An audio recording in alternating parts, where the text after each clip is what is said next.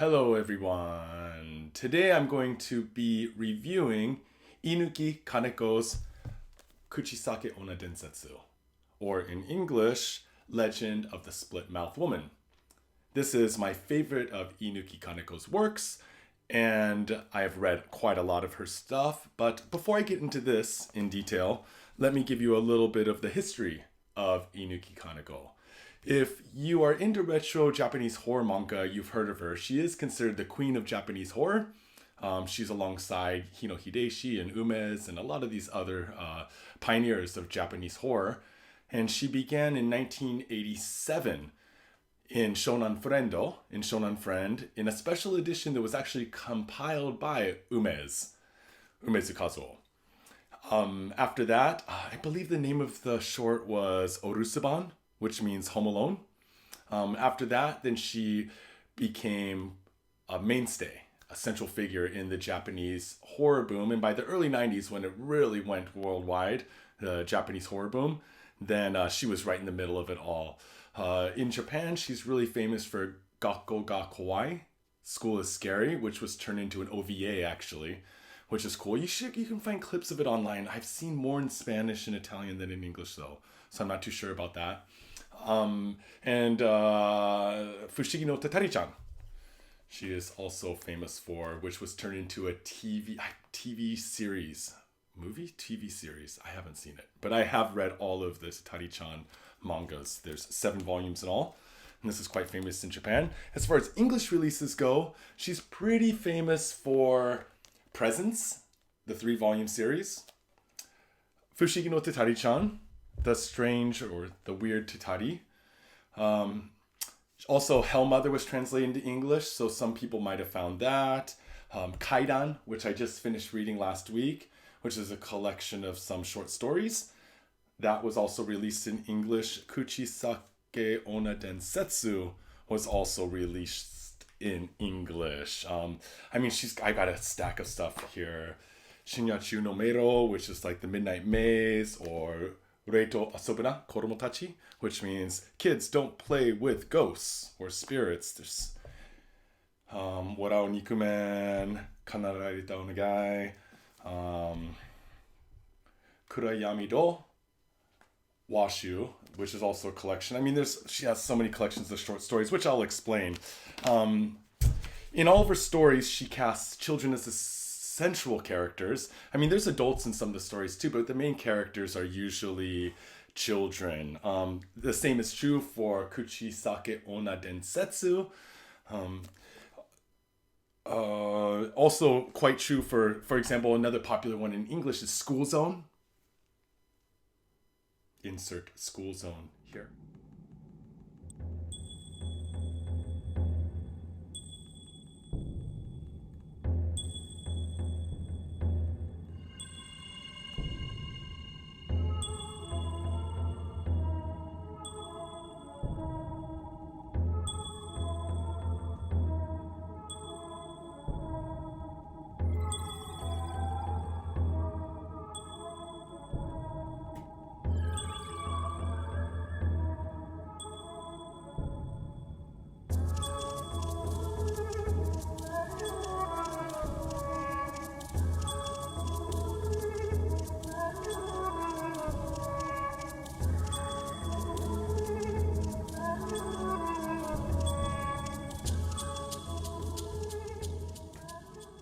Which is also available in English. But yeah, she casts children as her central figures in all of her stories. And one reason for that is a lot of her stories are made based on urban legends, fables, yokai stories, and some of her own wild concoctions as well. My favorite, of course, is Kuchisake Onna Densetsu, as I said before. To appreciate this manga though, it's only a 2-volume series. There we go. There's 1, there's 2. To appreciate this series, you should know a bit about yokai and about the history of the Kuchisake Onna. So that split-mouthed woman character emerged in Gifu in late 1978. And by the middle of summer of 1979, 99% of school children in Japan and in every prefecture of Japan had heard the story. It became a real famous quote-unquote urban legend, but it's also emerged in a number of like yokai dictionaries and yokai books. I think even Shigeru Mizuki put the split-mouthed woman, or Kuchisake Onna, into his dictionary of yokai. So it's quite a popular story. Although it became popular quickly, it also fell quickly. But during that time, a number of newspaper stories, media stories, urban legends, comic books, TV dramas, so many things came out with this legend of the split-mouthed woman. So it's quite well known here. Some of the attributes of the split-mouthed woman, of the Kuchisake Onna, are that, well, first of all, it's clear, split-mouthed woman, right? She's a character. She usually follows school children home from school. She often wears a white mask, and she'll go up to a child, or sometimes a person, and say, "Watashi no kirei? Do you think I'm pretty?" And when they say yes, or if they say no matter what they say, she will then take off her mask to reveal a slit from ear to ear.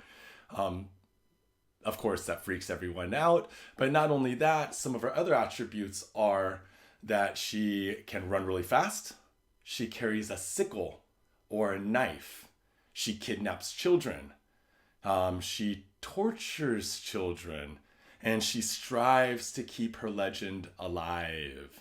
So all of these tropes, Inuki Kaneko puts into the story, and she expands on them and adds gore and details and stuff. But, the Kuchisake Onna in this series and in many of the urban legends abducts children, steals children, tortures children. There's a lot of other things tied to it as well.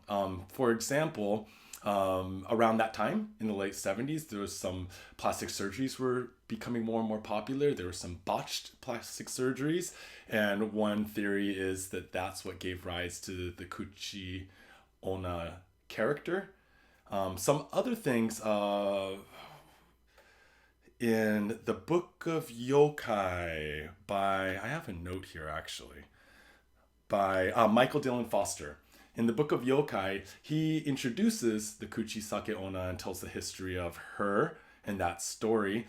And he has a few theories. One is the bleak life in the danshi the danshi are public housing, those huge public housing apartment complexes during the late 70s. That's kind of a bleak, dismal, gray life could have brought about this story. Also, the rise of environmental problems during the 60s and 70s. Also, the women's liberation movement. Women were freer to go do more things. Kyoiku mama, which is the overbearing education mothers. So he has a bunch of theories on why how these could have influenced this character, the Kuchisake Onna. But quite simply, it could have just be based on some previous yokai of the past. For example, just the Oni, or the Yuki Onna, or the what other ones? Yamamba, Ubume. Like all of these characters, quite similar. It just happens to be the Kuchisake Onna is in an urban setting, in a newer yokai or newer urban legend, right? What else can I ask? I also wanted to add, he also mentions in his book, in the Book of Yokai, that it's also kind of reminds you of the gabu masks that were used during theater shows, which is, in the Bunraku theater, you have a bunch of men wearing masks, and there's a beautiful woman's mask, and the gaba is a beautiful woman's mask. When they pull on a string, it opens up to show a hanya, or a horned woman, or some grisly old lady, or something. It's always a female character, so that could also have influenced the Kuchisake Onna Densetsu, or the legend of the split-mouthed woman.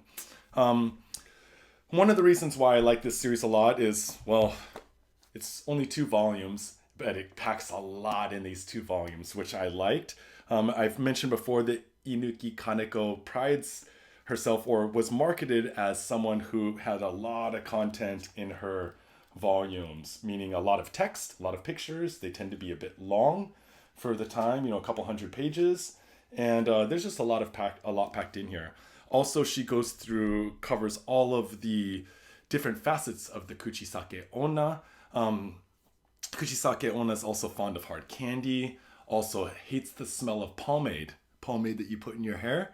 In the story, the kids confuse that she hates the smell of pomade with she hates the sound of the word pomade, or she hates pomade being thrown at her. There's like some comical stuff going on in there too. One of the things that the kids think is there's a rumor going around that if you say pomade 3 times, it'll scare away the Kuchisake Onna. But that rule of 3 in Japanese horror, something being said 3 times, done 3 times, that's really common. That's super common in a lot of the stories, especially the stories surrounding like the kids and stuff. It's like saying Candyman in the mirror type thing. But that was 5 times, I believe. 3 in Japan. So at any rate, they cover that. They also cover the plastic surgery connection. So Inuki goes into that, and it's really wild. Also, there's kidnapping, there's child torture, and there's the way that she really likes to do her art is really focusing on the horrified faces of the children. Even sometimes in like, if you've read School Zone or some of these other ones that are set in schools, there's always like some drama going on with the kids, and there's always a close-up of a girl or boy's face just aghast. Well, that's fine and dandy, but once you get into like torture by a split-mouthed woman, then their faces are like really frightening, right? She carries around a little doll with its mouth sewn shut, which is scary. And of course, she has the split mouth. There's some other characters that pop up in here, but basically it's just a wild, wild, wild series. The 2-volume series also contains 3 short stories in the series. So there's the Ie no Nai Katetsumuri, which is the snail without a home, and Keisho, which is makeup, and what was the other one? Rikashitsu no Akachan, which is the baby from the science lab. Science lab baby? I like the one about the snail the most out of these short stories that were included in here because it's just gruesome and wild and slimy. I mean, it's about a slug that takes over this schoolgirl, saves the slug, brings it home. It takes over her life and eventually leads to murder, which happens a lot in Inuki Kaneko's works. As you can see, I'm a huge fan of all of her stuff. I'll put some links to below where you can find more of her stuff. I have noticed that, there's only about 10 things of hers, I believe, that are officially translated into English, but I've been seeing a lot more stuff online, like fan-translated stuff recently. I tend to read all of my stuff in Japanese, but I will always keep something open in my browser in English, just so when I have some free time, I can kind of scan through it. Problem I find, which you might not have the same problem, is if I've read something in Japanese and then I find a bad translation in English online, it's just too frustrating. I hate reading it. It's just like, and I mean, these people out here, I was gonna say kids, but it's just like everyone, these people out here scanning the comics, going through all these series, getting them online, and then trying to translating them into English for people who don't speak or read English. That's super awesome. Mad respect.